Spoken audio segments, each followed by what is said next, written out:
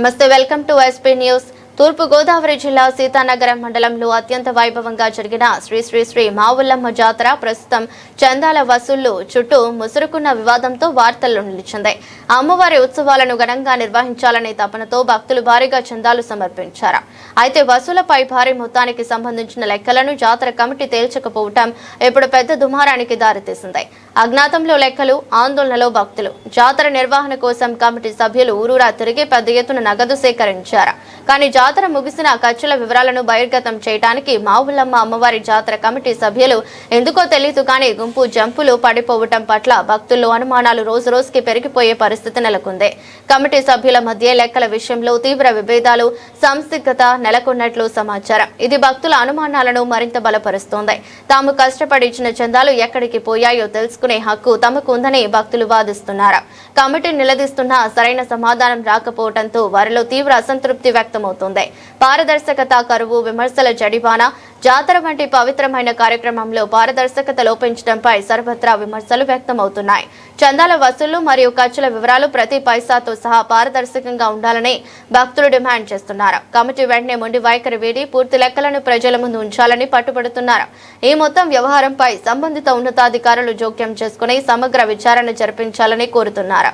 దేవుడి సొమ్ము దేవుడికే చెందాలని, ఎవరి వ్యక్తిగత స్వార్థానికి ఉపయోగించకూడదని భక్తులు ఆవేదన వ్యక్తం చేస్తున్నారు. ఈ వివాదం జాతర యొక్క ఆధ్యాత్మిక వాతావరణాన్ని దెబ్బతీసే ప్రమాదం ఉందని వారు ఆందోళన చెందుతున్నారు. ఈ నేపథ్యంలో భక్తులు నేరుగా కమిటీ సభ్యులను ఉద్దేశించి తిన్నారా, లెక్కలు తేల్చుతారా అంటూ ఘాటుగా నిలదీస్తుండటం గ్రామ వాతావరణాన్ని వేడెక్కిస్తోంది. కమిటీ లెక్కలు తేల్చే వరకు ఈ వివాదం సద్దుమణిగేలా కనిపించడం లేదు. అధికారులు తక్షణమే స్పందించి సమస్యను పరిష్కరించాల్సిన అవసరం ఉంది. ప్లీజ్ ఎవరది ఆ మధ్యలో ఇంకా వెనక్కి వెళ్ళిపోండి.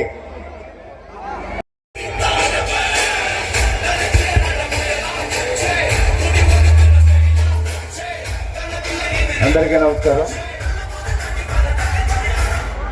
నమస్కారం.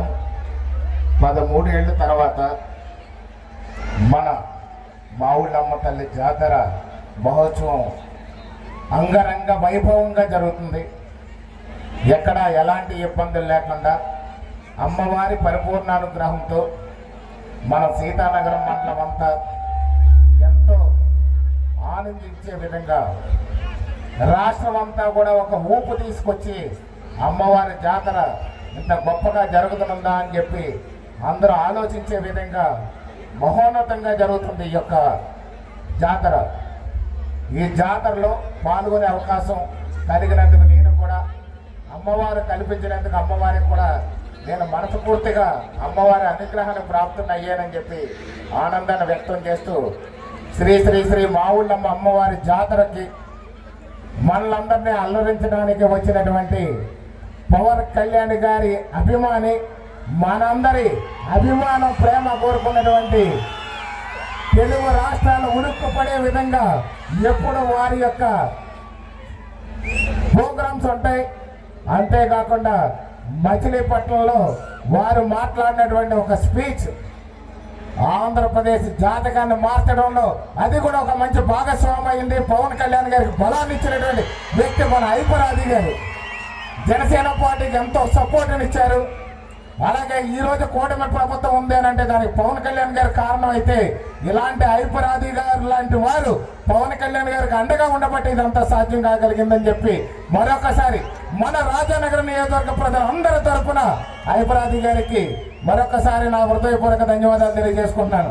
మా ప్రాంతానికి విచ్చేసి ఇంత సంతోషకరంగా మహిళలు సైతం, మహిళా మూర్తులు సైతం అలరిస్తున్నందుకు మీకు మరొకసారి హృదయపూర్వక ధన్యవాదాలు తెలియజేస్తున్నాను.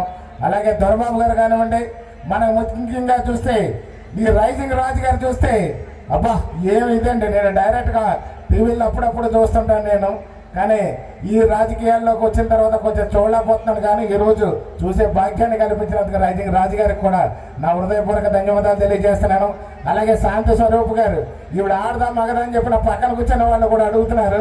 ఖచ్చితంగా ఈవిడ మాత్రం పురుషుడే, మన ఎవరి సందేహం లేదు. మన మాతృమూర్తులందరికీ కూడా తెలుసు. కానీ బాడీ ఫిజిక్ ఎలా మెయింటైన్ చేస్తున్నారు అనేది చాలా కష్టంగా ఉంటుందేమో అని నాకు సందేహం కూడా కలిగింది. కానీ ఏదేమైనప్పటికీ ఆల్ ది బెస్ట్ అండి. శాంతి స్వరూప్ గారు ఇంత మంచిది చేస్తున్నారు. మా చెల్లి మధు ఎక్కడ చూసిన ప్రోగ్రాం ఎరగదీసేస్తుంది. పవన్ కళ్యాణ్ గారి అభిమాని. తన పవన్ కళ్యాణ్ గారి అభిమానిగానే నాకు పరిచయం. మా యొక్క సోదరిమణి మరి ఎంత గొప్ప యాంకర్ అంటే మన తూర్పు పశ్చిమ ఉమ్మడి గోదావరి జిల్లాలే కాకుండా ఆంధ్ర రాష్ట్రం నలుమూలలో కూడా అలరిస్తూ ఉంటుంది. అల్లరి బాగా చేస్తుంది, యూత్ని బాగా ఎంటర్టైన్ చేస్తుంది. చాలా మంచి పిల్ల. ఆ అమ్మాయికి కూడా నా హృదయపూర్వక ధన్యవాదాలు తెలియజేస్తున్నాను.